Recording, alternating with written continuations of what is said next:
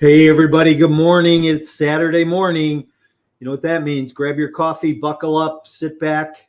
You're in for a treat today. That's for sure. I've been waiting for a while to get our guest today on the show. I'm going to be joined by Amy Tiemann from TM1 Properties in Austin. And I'm excited about that. But before we do that, I just want to remind you or ask you, what are your intentions? Did you start your day today intentionally? How about your week? I just did a post here over the last couple of weeks that talked about it being halftime, and it is. We got through the first two quarters of 2022. Things have been pretty robust in the multifamily space and continue to grow. And I ask, where you want to be right now? Are you at the point that where you want your business to be, where you want your education to be, where you want to be personally? I always say we don't grow professionally till we grow personally. So, but have you been looking at your intentions? Do you need to take some time maybe and sit back and just think about the first couple of quarters here this year, what worked, what didn't work, and reevaluate going forward so that when you finish out 2022 here, you finish it out as strong as you want to finish it out. I'm glad that you're here today because I know that we're going to just pack this next few minutes full of information and knowledge. We're going to talk capital raise. We're going to talk multifamily scaling. So glad that you're here today. If you're new to the show, please go get somebody else. Tell them to come and listen in. Also, I ask that you would follow us on social media, anywhere where you get your fix, Facebook, LinkedIn, Instagram. You'll find us there. And you'll also find our guests there all over the place. I'm amazed all the time when I see how active Amy is on social media. And if you're watching on YouTube, please subscribe. We love to bring relevant content all the time and bring new guests and new information. So without getting any deeper into this, I'm going to bring our guest in. Hey, Amy, good morning. Hey, how are you? How are you? So glad you're here. I've been trying to get you on my show for a while, and our schedules really connected. Yeah, you and I getting together is like herding cats, Mike. I'm sure. Perfect. That's a great way to put it. Yep. And I'm excited about this because I think that I always go into this wondering what I can learn, because I think in this space that we can always learn something new from somebody else or from our peers and people we hang out with. So I'm glad you're in my space. That's for sure. Awesome. Thank you. Hey, so I always start my show, Amy, with one question. And I think I'm going to write a book on this one of these days, but I want to know in one word, what best describes you personally and professionally? Okay, well, if you were to ask anybody and that knows me longer than like 5 seconds, I think the one word they'll describe me as is blunt. Wow. I 300 episodes. I don't think anybody's ever said that. Yeah, I mean it's how I approach life. I don't mess around. I don't like to mince words. I don't like to waste time. And blunt is blunt. And now I will say, as I've aged and learned a little bit, I've become nicer in my bluntness because I used to be blunt and ugly to people, but now I'm like a nice blunt. So yes. Yeah. That's good. That's awesome. I'll never forget the first time that we connected, and that was on Clubhouse. Oh yeah. And you and I kind of like had a little disagreement on something. We did. Yeah, I remember. And I don't know that it was even a disagreement. It was just a difference in opinion. Yeah. And I remember getting off Clubhouse that day going, God, who was that? And you're right. As we age, right, we've kind of grown on each other. So that's cool, right? Yeah, that's good. That's good. Yeah, I enjoy sharing those stages with you. I mean, it's really kind of an interesting, environment on Clubhouse, right? Because people don't get to, they get to listen to you talk and share. And all those great things. And everybody comes up with like, you can go down one rabbit hole or another rabbit hole or go in a different direction. And like, why even put up a topic, like it just depends on what people want to hear. Right. Or Why talk bother? about. Why bother? Yeah. Hey, so let's do this. Why don't we start by you just giving some background on yourself, what you used to do and how you got in this crazy world and what you're up to. Well, so I'm now a full-time multifamily investor and developer and fund manager now. And I got into real estate investing a long time ago. It was about 18. It was 14 years ago. Prior to that, 5 years prior to that, I was a general contractor. So I've been technically in commercial real estate for 19 years. I started as a GC. I was a commercial contractor building retail stores across the U.S. I mean, at one point we were in 16 states building retail stores and for several different brands. Along that journey, we started real estate investing 2008, like the Great Recession. We started picking up cheap houses. And we started single family because every GC somehow becomes a house flipper at some point. They all just kind of try it. So we started flipping homes and then got into single family rentals and did that for a couple of years and then got into multifamily in 2010. And started in Austin, Texas, and bought some, did a syndication group, and we went and bought some. And I'll say I started as a limited partner. I wasn't the syndicator on the first one, and we were an LP, and we were also the general contractor on the job. So we put in money in the deal, and then we were also the GC. And so I was very active as a limited partner because we were there day one, doing demo, doing all those great things. And then we continued on that path, doing some other investing. And then all of our other buddies that were buying multifamily at the time found out that we were renovating it. So I ended up probably renovating 50 or 60 apartment complexes around in Central Texas. So I did that for a while we were doing the national, like the retail construction too. We started a multifamily group and that was renovating that. So yeah, we were busy and for a long time. And then 2015, we said, okay, construction for other people sucks and it's same problem, different day. And so sayonara, y'all, we're not going to do construction for you anymore. And we're just going to do full-time real estate investing. It was me and my husband at the time. And then I ended up getting divorced in 2017.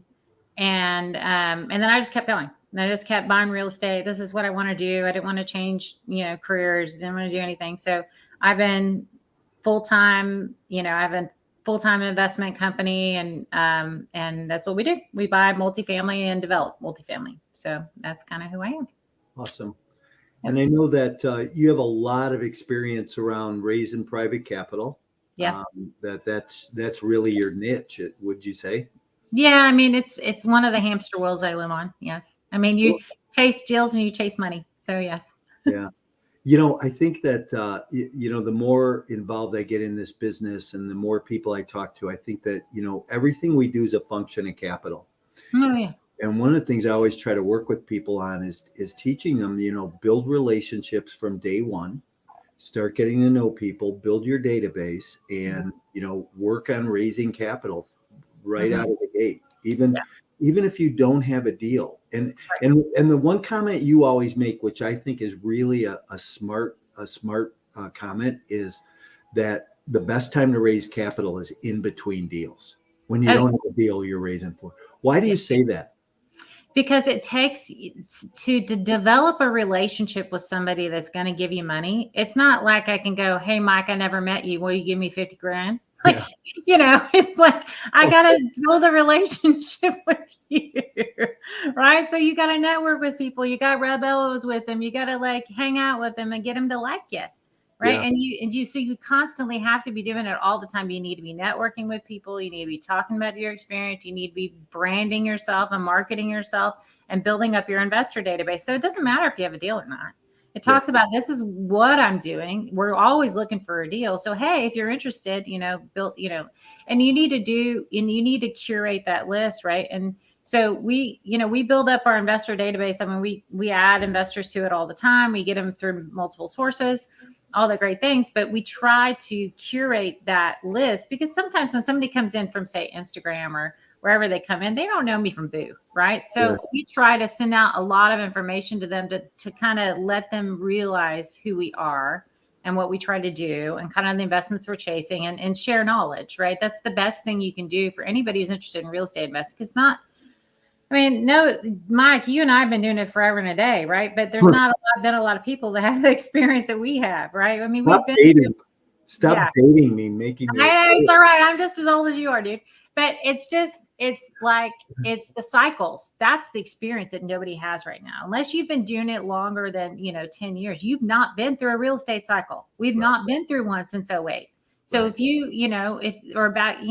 were buying, I bought my first official house back in 2000, right? And then 2001 happened. That was great. So if you haven't been through those cycles and haven't been buying real estate, you don't know. And so all these jokers that got into it in 2017, they don't know what's head their way. They have no clue. Yeah. One thing I always say is, real estate agents today, and just, kind of as a side note, real estate agents today have had it pretty easy. They put these houses on the market and they sell like that.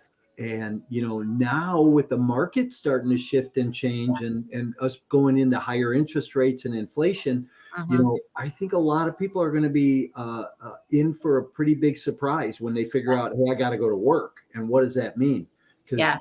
Because I got into business, interest rates were 17%. So, and then, we had just come out of a cycle. And then that was 91. Then I think 97 something happened, 97, 98, and then 2001. Yep. So, I've experienced a few of those myself. Hey, so let's talk. So here's what I want you to talk about. You just said something. You said when somebody comes to your website off of Instagram or some other social media platform, they go to your website, they check you out. What? So you say you inundate them with information. Then what type of things do you send to them? What do you give them to let them know about what? So it's different. So we try to be curate, the content we try to provide is hopefully valuable. I'm not going to spam you like some other jokers that, his first name is Grant, who might, send you emails 5 times a day. I don't want to do that. I don't want to implode your email box. But I do want to provide you content. And sometimes what we try to do is either put it on the website itself if we can, so they don't have to get in an email. And but we do try to give them educational stuff. We try to talk about the deals that we're doing, because sometimes understanding a deal alert, and that's educational too for folks. If they understand markets and they get to learn about markets and why we like a certain market over others, or why we like this market, that's all education. So that's what we try to send out. And some of the stuff is based on the markets that we're in. So I send a lot of Texas stuff. I sent out stuff about the high-speed rail project and some other things, economic things that are happening that we can kind of see going on, even though it might not be multifamily related or the stuff that I hang out in, but understanding that the office market in Austin, Texas is on freaking fire. Why? I don't know. But there's probably because a lot of the companies are following where the millennials are, and there's a ton of millennials here because that's going to be the majority of their workforce. So they're following the millennials and relocating to where they are. And so, but that means eventually translates into housing, right? Because if companies are moving here for one reason or the other, it does make sense. So understanding, and I try to give out tips and tricks and stuff, and, because I have a coaching program, and I don't do, and no offense to anybody who does, I know, Mike, you do, and you try to help people as best you can. I don't. So I just try to educate through kind of what I see, kind of what I'm thinking, and just kind of do it that way. So I try to educate as best I can. Yeah. Are you ready to skyrocket your investment portfolio and leave a legacy? Are you tired of inconsistent returns received in the stock market? Then it's time you take a look at alternative investment options like a passive investment in multifamily real estate. No tenants, trash, or toilets. Just a solid return on an annual investment, including quarterly returns along the way. These lower risk and secure assets are also a great hedge against inflation. If you want to hear more about these types of opportunities, email me directly to schedule a 15-minute consultation to see if you qualify. You can email me at mike@mycoreintentions.com. Yeah, and as much as I have a lot of stuff is all about providing value up front. And if you provide value up front to people, they'll return in kind. Usually they do. Yeah. Yeah. And so talk about the first time you raised capital. What was that like for you? I know we both go, ooh. Yeah, I know. That was so much fun. It was a small raise. It was $1.5 million, and that seems like a small raise to me. There's some people would be like, oh my gosh, that's such a lot of money. And it was for an asset I was buying. And actually I was in one of the guru groups. And because I was in one of the groups, it was fairly easy-ish to do because it's like, okay, I'm not against guru groups. I'm against bad guru groups. I'm against the ones that become toxic and have you drink Kool-Aid and like they're the only thing that you can ever.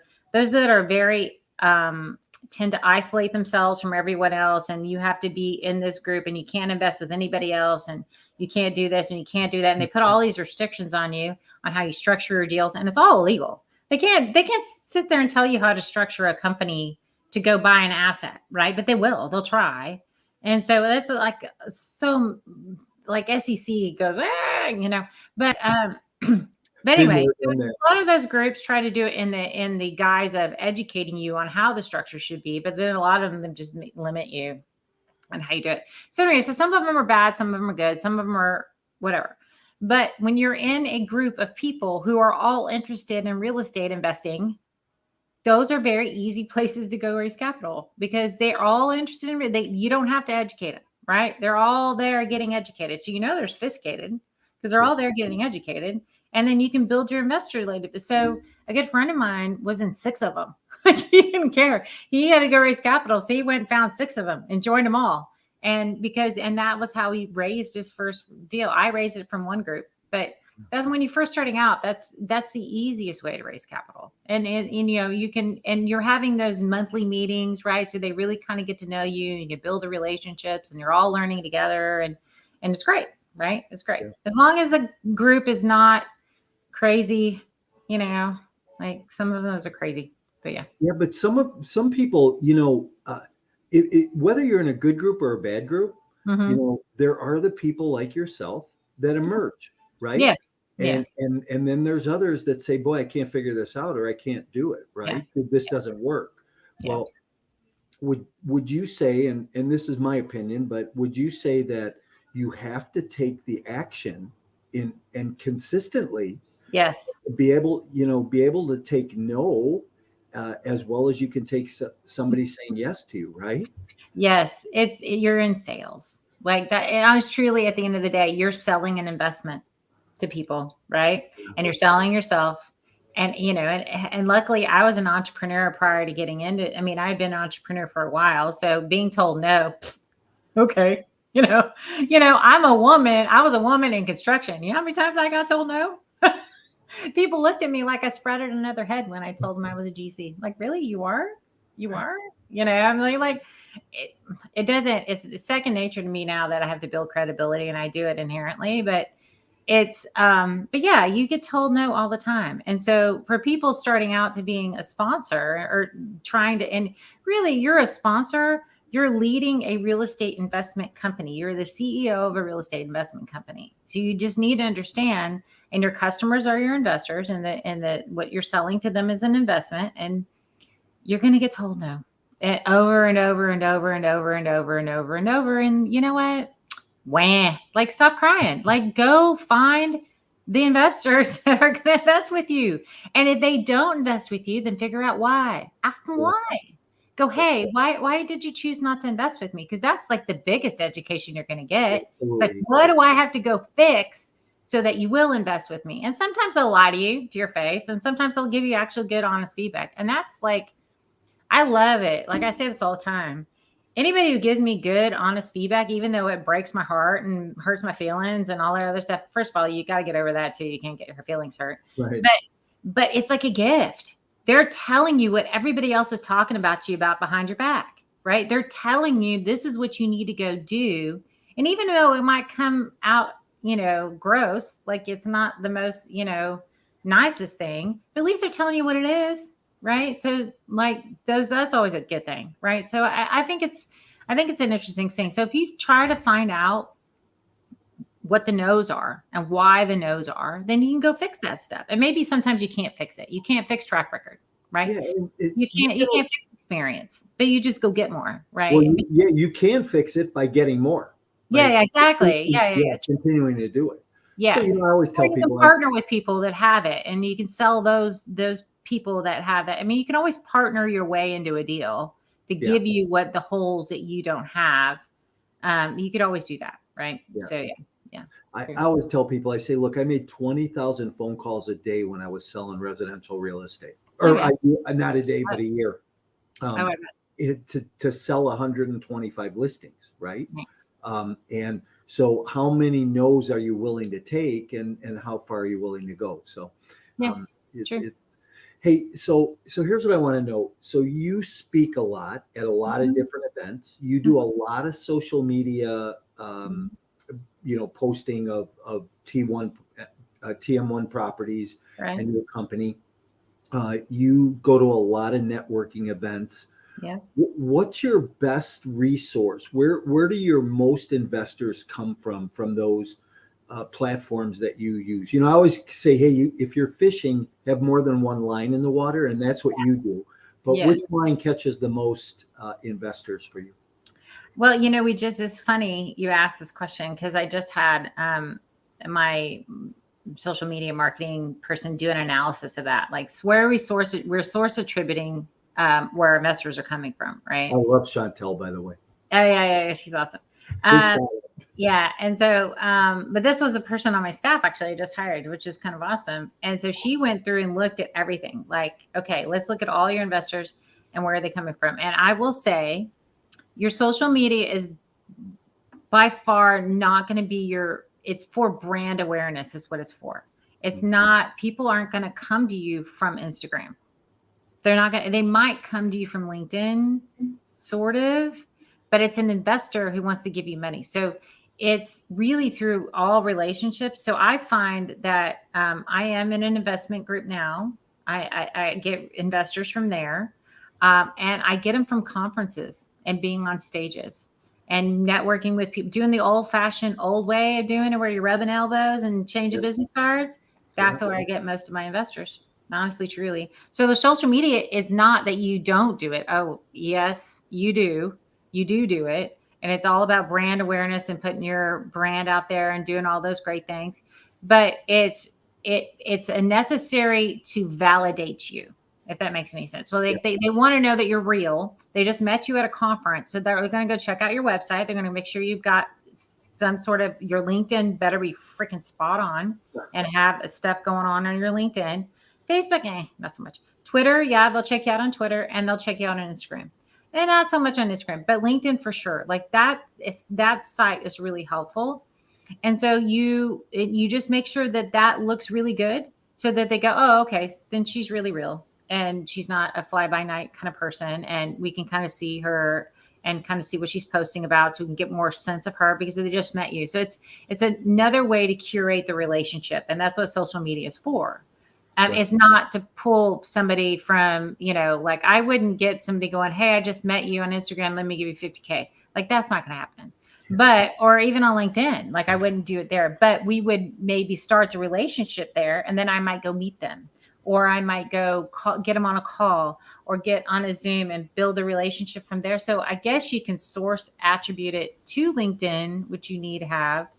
But eventually you build a relationship inherently or naturally, and then over time. And that's what a lot of people don't get. Capital raising takes a long time. It takes a long time. It's not overnight. And that was like a big lesson I learned, because when I got into one of my deals and it got hit by Hurricane Harvey, one of my deals did. And I was trying to do everything I can for those investors. And so what I did was I hunkered down. I didn't go chase any other deals, because it was in trouble. Like, it was in trouble. So I didn't go chase any other deals. I was just staying at that one property, trying to do everything. But the biggest thing I did was I stopped marketing myself. And because I stopped marketing myself to actually get back out there where people like, because I went to go buy another deal and, I go submit out my offering to go capital raise. And they're like, Amy, who the hell are you? Like they hadn't heard of me in a long time because I was like hunkered down trying to do the right thing for this, which is honorable, but you got to market yourself and don't do that and shoot yourself in the foot. Because it takes 9 to 12 months of consistent marketing. Everybody, it takes longer than you think it's going to take. Oh, I've been doing it for a month. Everybody should know who I am. Whatever. You have to be doing it consistently for years. And then people will eventually figure out who the hell you are.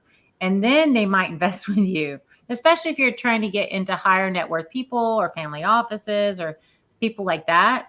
Those relationships take a long time. That's for sure. For sure. I always say massive action causes massive results. So, you just take the repetitive action, build on the mundane everyday fundamentals, and it happens over time. One last question on this capital raise piece. Do most of your investors come from the Austin market or other markets? All over the place. Okay. I got from California, New York, and just all over the place. Yeah. Florida, everywhere. Yeah. All right. Interesting. So let's talk about team a little bit. I know you refer to your team often and you just hired somebody new for your staff. Talk about that. Tell us about your team. So, as you scale and grow in a real estate investment services company, like that's just what we're doing, right? There's certain functions that take place that necessitate you having somebody to pay attention to it, right? So there's things like investor relations, and then there's asset management, and then you got acquisitions, right? And then you've got your marketing folks. And so we have a team of 9 people. And I've got legal and a CFO, right? You got all of these different people. So there's me, I'm the CEO, and I have a chief legal officer, and I have a CFO. And then I've got a couple of I've got an investor relations person. I've got 2 marketing people. One's a marketing operations person because you have a CRM and you really need someone that can do coding and workflow automations and all those great things. So I have her. And then I have a social media person. And she's on my staff now. And then I have an asset manager / construction manager. He does both. Because a lot of the stuff that we do is very construction heavy. So the asset management really is a tie on to the construction management that we do. Okay. So, and those are the folks I have on my team. Right. And an acquisitions manager too. So that she's out there looking for deals along with me. I'm always looking for deals, but those are the functions you really need to have if you're doing a real estate investment company. Those are the things you need to have. I mean, because you're looking for deals and you're looking for money. Yeah. And then you got to you got to keep the investors that you have happy, and you have to maintain those relationships. And so those are the kind of the things, those functions that we have to have. And then you can build them out as you grow. The investor relations teams might get bigger. The acquisitions team might get bigger. Asset management team might get bigger if we have more and more properties. But those functions are the same, right? Those functions are the same. So how many of those people are employees versus just being, part of your team? 9 of them, they're all employees. So they're all employees. Okay. All employees. Yeah. Okay. So my legal operations guy is he's a partner. So, but he's my chief legal officer. So yeah, but he's also a partner in the general partnership. Yeah. And everybody work there in Austin or? No, I don't give rats about where you live. You can live in like Portland, Oregon, as long as you do a job, I don't care. So most of my folks are remote. Even the people that live in Austin work at their houses. Yeah, nice. How about technology? Talk about your technology a little bit, because if you've got people remote, how does that all work? So we have, we use Zoom, right? We have meetings. We have a daily standing meeting, and Monday through Friday, and we meet every morning, and we go through projects and we go through stuff. And I have, I meet with a construction manager. We have a development pipeline meeting. We have our meetings, but they're all through Zoom. So my construction manager, asset managers in Houston, my investor relations managers in Houston, right? My legal guys in Houston too. So I got 3 people in Houston. They don't go to an office. They just kind of hang where they hang. And I got some folks in Austin, and I've got, like so 3 or 4 of them are Austin, but then we never come to an office. So we just do a lot through Zoom and email and phone calls and whatever we need to do to get stuff done. That's for sure. And we use so there's a central hub that we have for like managing projects and stuff. And it's called Asana. And we use Asana to kind of keep us straight on all the different projects we have going on and all the tasks that are oriented. We can manage the team that way. So that's like our central hub as far as getting tasks done. We use Asana for sure. Yeah. Yeah. Very interesting. Yeah. So here's the other thing you talk about a lot. Mm-hmm. And I've always been amazed by this because you're so passionate about it, but you always use the term asset management. Yes. So talk about asset management, but, and then, also talk about the difference between property management and asset management. Sure. So the reason why any property is not performing, and nobody's going to believe this, but the reason why any property is not performing is because they have a bad asset manager, not a bad property manager, a bad asset manager. Because the asset manager's job is to stay on top of the property manager to make sure that it performs, right? It should never get to a place where it's not performing. If you have a good asset manager, they're going to catch stuff way ahead of time so that that you can like mitigate. And it's like being a GC. It's stop cutting stuff off at the path before it gets too bad, right? Yeah. Like you do this you mitigate risk all the time, and you're trying to prevent things all the time. And that's what an asset manager does, right? And so asset management really has, for me, it's more involved than a lot of people, but really has several functions, right? It's the partnership level accounting. There's a big financial piece to asset management that a lot of people don't know. It's like if you audit the property manager's financials to make sure that they're right. Because, lovely B, like the property manager doesn't hire the most brightest bulb in the box when it comes to accounting. They get a bookkeeper that doesn't know how to do journal entries, right? I mean, this is the stuff you face, right? So your asset manager really has to have a really good financial head on them to understand. I mean, they don't have to have a degree in accounting, but at least they need to understand it to know that, that's allocated wrong and that needs to be CapEx. And this is our CapEx policy. Please follow it. And things like that you need to kind of maintain. So the financials that you actually produce, because you're producing the financials to the partnership. So the property manager is going to give you a section of it, and then you have to turn around and present it. So that is all asset management function, right? But then we also do the differences between property management and asset management is your property manager needs to stay in the weeds. That's their job. That's what they should be good at. They should be dealing with the tenants. They should be dealing with the work orders. They should be dealing with all that other stuff, focused inherently, toward the property, right? They don't need to be picking up their nose and looking around and checking out what's going on over here. Nope. They need to be here, right? The asset manager's job is pick up their nose and look around and see what the threats are, see what the opportunities are. I don't make my property managers do comp surveys.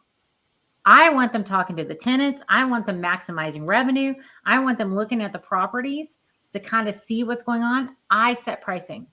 I get my business analysts to go do comp surveys. I don't want them focused on that. I want them to make sure that the properties are maintained so well that everybody walks up, this is a really pretty property, right? That's what I want them to do. And to deal with the tenants and make the tenants happy. That's kind of what that wants. So I'll do all the data analysis, right? I'll go look at comp survey and we'll have a pricing discussion. And when it was moving really fast, we were having pricing discussions almost like every week.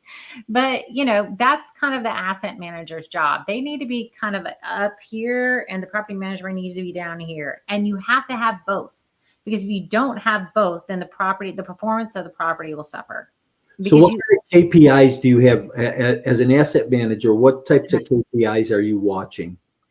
There's different ones at different stages. So like I do value add, right? So early on in the value add phase, I'm more focused on turns and how fast we're doing turns. And the day of, I'm tracking the day of somebody moves out to the day of somebody moves in, and how do we compress that time cycle, right? Mm-hmm.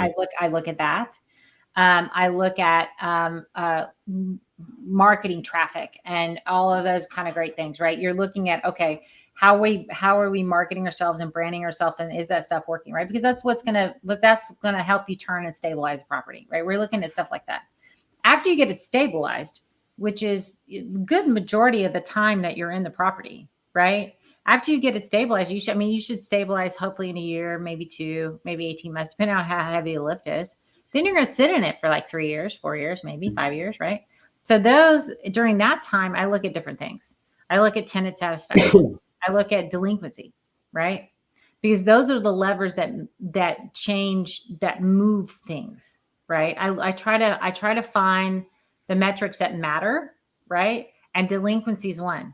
If I'm beating you up every day on delinquency, you're going to get sick of me, number one, and you're going to go talk to the tenants, number two. And then the next time you actually, I don't know, put a tenant in a unit, you're going to be damn sure that they aren't going to be delinquent, right? Because I'm beating you up every day on it, right? Like, what the hell?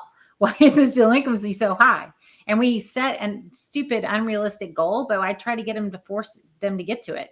I want the delinquency after the 10th of the month to be $1,000 or less. I don't care the size of it, right? I want it to be, we need the money in the bank.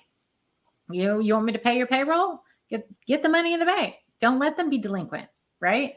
And so and obviously during COVID we couldn't do that, but in normal times you push that number.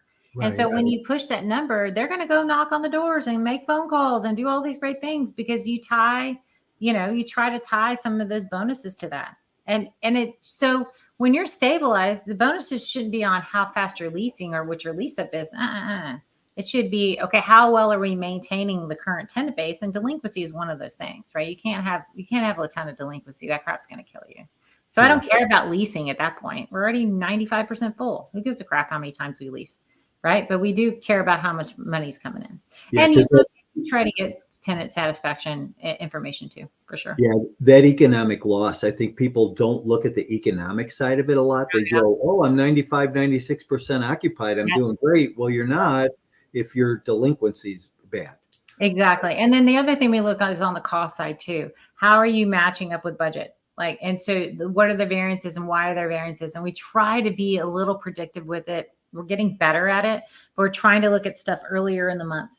So we're not waiting till you get the financials the month after to determine that we overspent our money the month prior, right? That's dumb.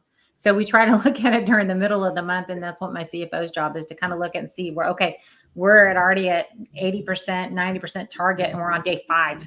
Okay, what the hell's going on? And what do we need to mitigate? And what do we need to figure out? So you do, but that requires a property manager that's willing to sit with you and not enter in bills once a week. They have to enter in bills every day. Yeah. They have to enter in expenses every day because you can't manage any other way, right? You can't manage, the month after. Nobody can manage that way. So you have to enter in the bills freaking every day, or find some sort of system that can enter in that stuff so I know what the impacts are, because it just, it's too late at that point. It's too late to navigate through some of that stuff, right? So yeah. Especially now in this environment when expenses are going like crazy, you have to watch it like a hawk, man. Yeah, for sure. Yeah, because it's going to kill your NOI. And where do you see, what do you think is happening in the market? What do you see happening in the next 6, 12, 18 months? I think we're going to get into a really scary part where the rent growth can't keep up with expense growth. And it's going to be tough for a lot of owners unless they can build in some efficiency some way, because the expenses are not slowing down. Go get insurance. Go try to pay for a maintenance technician. Go repair a toilet. Seriously, you're spending 50% more on all of those things year over year. Right. And so you're just like, how the hell am I? And I can't put, and so it was fine for a while because the expenses were growing during COVID. Right. But we could push rents to keep up. Right. But now we're hitting the caps. We're hitting those, because everybody thinks this whole, how do you perform a rent growth and all these other great things? They're like, this is not hard, y'all. You take the average median income. And then, that's what they're going to make a month, right? Yeah. And you divide by 3. And then, that's what you can charge for rent. right? So that's what you look. So you're looking for higher average median income areas, right? And I'm hanging out workforce housing land. So I know what I can push rents to. Yeah. Right. And so so we're getting there where we're starting to get where our rents, we can't push them much more in certain areas, right? In certain markets. So you're looking for markets that have higher income growth, but the wages aren't keeping pace right now. And that's your biggest issue. So what you're going to have to figure out is, okay, I can't change that fact. I can't change that the wages are going to start to stagnate and they're starting to lay off people, right? There's layoffs that have been announced already. And that's when you know, and I hate to say this, but economically, there's no recession that happens until jobs get cut. Like it doesn't happen. But when jobs start getting cut, then then the correction's coming in. So until this, yes, they pumped us full of money. Of course, inflation was going to happen. We all knew this. The dollar was cheaper. Inflation had to happen because it gave us more dollars into the supply. This is like economics 101. But we know that no matter what happens, no recession really kicks in until people start laying off people. Right. And I don't want anyone to lose a job. I don't, y'all, like it's awful and it sucks. I don't want you to lose a job, but it will allow the correction to happen that has been way overdue, probably, 2 years, 3 years overdue. And, I'm all those people, I hope you find a job really quickly. I promise, but. Hey, how long do you think that this recession will last? I'm hearing from people like the consensus right now is 2 years. Like we're going to pull out of it in 24 is what people are thinking. I think it's not going to be like everybody, by the time the talking heads start talking about it, they're always 6 months after it really hitting, So I think it's hitting like right now. I think it's starting to hit right now because the job cuts are starting to happen and people are already feeling the pain at the pump and, the inflation things, it's old. So inflation, the percentages of inflation that the media is producing is based off of old categories, right? So it's not real. Like to us, it's like, oh no, look at gas, right? To us, it's gas, it's food, it's shelter, right? And those things, those things, I mean, they're looking at automobile prices and like, they're looking at different things that don't really, to us, really, we don't really get crap about. It's not on the ground type of data that they're getting. And that's what I like about this industry and being this close to shelter is that you get real-time facts, things that are really happening. So yeah, exactly. So if you were going to give a new investor advice coming into the business today, what kind of advice would you give them? I would say that it's always a good time to buy real estate. So don't be scared. Don't be scared of the rising interest rates. Don't let that stuff. I bought investment properties at 14% interest, like y'all. Like it's like, like if it pencils, right? If it makes sense and you're getting it cheap enough, who gives a crap if you're getting a 14% hard money loan to do it, right? Your out-of-pocket expense will be less, right? Because they're going to cover a majority of the construction costs, right? If you're doing that type of a BRRRR method kind of thing, that's actually not a bad gig, right? So don't get sucked up in following, the interest rate per se. I mean, mitigating, in stress tests, but, like I bought like 7%, 6%, 8%, 10%, 12%, as long as it pencils, right? Yeah. And if it makes sense, then buy it because real estate will appreciate over time. Will there be a correction? Yep, there will be. And is it going to hurt you? Nope. It only hurts you if you sell. Right. It only hurts you if you're trying to refi. If you're just hanging on to it, you can ride that wave because it's going to go back. It's going to come back up. And it always does. It always does. So, but if you have your druthers and you can hang out and wait, you might pick up some cheap stuff here in about 6 to 12 months. And, I think there's a lot of people betting on that. But you just need to understand that, right? So in 6 to 12 months, your competition is going to be a lot higher. And so depending on where you are in your real estate investing journey, you might want to pick up some stuff now so you gain experience, right? As long as it pencils and stuff, don't overbuy and over leverage and get yourself in trouble. But you might be able to pick up some stuff now because there's distress in the market now. And that way you can build your experience. So when the stuff does come and the blood's in the water and everybody's chasing all the cheap stuff, you might be able to pick up an asset and because you're going to be competing against everybody else. everybody else is going to be, they all know it's coming and they're all kind of waiting. So Yeah. that would be my advice, especially if you're just starting out now. I think that's good advice too, by the way. Yeah. And I always say, hey, listen, don't be afraid of the market. Just go buy real estate. So, Yeah. hey, 3 bonus questions. Okay. We wind this morning down, but best book you've ever read? So best book I've ever read. There's been a lot of books I've liked. Okay, well, best book I've ever read recently because it applies to me because I'm scaling a business. Yeah. It's called Scaling Up by Vern Harnish. He runs a consulting organization called the Gazelles.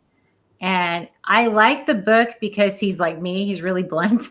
He just gives you the stuff you need to know. And there's a workbook and it talks about the stages of growing a company from the very beginning, like a startup to a large organization.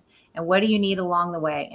And talks about you need cash and you need people and strategic things and the things you need to look out for when you're going from small to big. So it's great. And it's just I hate fluff in books. Ugh, it drives me bananas. Like, why did you waste my time with that paragraph? Right? He doesn't write that way. It's real straightforward, real like do this, do that, do this. So which is nice. And he's been running that organization for a while. But I really like that book. If you're like trying to figure out, hey, how do I position myself or what do I need to be? Because a lot of time when you're a CEO, who do you call? Yeah. There's no one to call. Right. So you're like, who's your mentor group, right? Is it other CEOs? Well, they might be another different, and that's a good place to go too. So this book is helpful, and that's his job. Like he's helping CEOs grow businesses, and so I like that book a lot. So it's Scaling Up by who? Vern Harnish, Harnish, I think. Yeah, Vern, Verne. Yeah, and the group is called Gazelles. That's his consulting organization. Yeah. Okay. Great book. Great. Favorite tourist attraction? Favorite tourist attraction? Oh, this is a good one. Oh boy, I don't know. I don't know. We just went on a tour. That was kind of cool. We just went on a tour to Cape Cod. I'd never been up that way in the Northeast. And we were in Newport, Rhode Island for a conference, which that was really cool. I liked that whole area, especially to escape the heat from Texas. Like y'all, like it was hotter in Hades. Yeah. But there was lighthouses all along the way at the Cape. And so that was really cool. My daughter wanted to do that and we hadn't had a chance to do it. So we went and looked at lighthouses. We like lighthouses. Nice. Yeah. Very cool. Very cool. That's our favorite tourist attraction. Best restaurant you've ever eaten at? Okay, that's unfair because I'm in Austin, Texas, and there's so much good food here. Barbecue or steak? No, just really good. There's a great French restaurant on 4th Street. There's just this is a really like a foodie town. Austin is. I love Austin. Yeah. Yeah, I had some great times in Austin. So if I had to do like cuisines, I would say French would be Peche, which is on 4th Street. American fare would be Eberly, which is on South Lamar. Eberly is fabulous, and the restaurant's just cool as crap.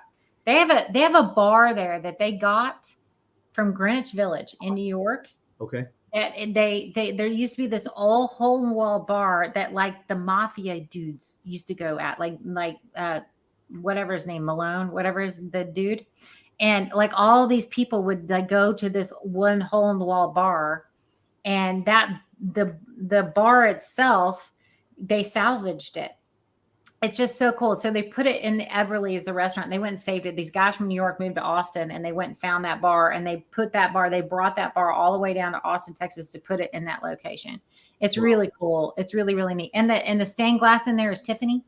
And Tiffany restored it for free because they found out it was because they called the stained glass guy and he goes, I ain't touching that because that's Tiffany. And so it was really just really, really, really neat. They did a lot of stuff. Like they used the hull of a steel ship as like a skylight. Like it's just cool. It's a cool place. Wow. So that's Eberly. And then, there's so many good barbecue places. Like I can't say one because they'll all get mad at me, but, and just really good food. There's really good Thai places. I mean, there's just such good food here. I You're can't. a foodie, huh? I Gee, am a foodie. I love I food. never thought that about you. Yeah. I mean, Eddie V's is great for steak and seafood. Trulux is I've awesome. been to Eddie V's. Yeah, Eddie V's Yeah. is great. Yeah. Trulux is great for seafood. Can't beat it. Trulux is awesome. So yeah, a lot of really good places here. Like you could go out every day of the week and try something new. Austin's just cool like that. Nice. Hey, how do people get a hold of you if they want to reach you?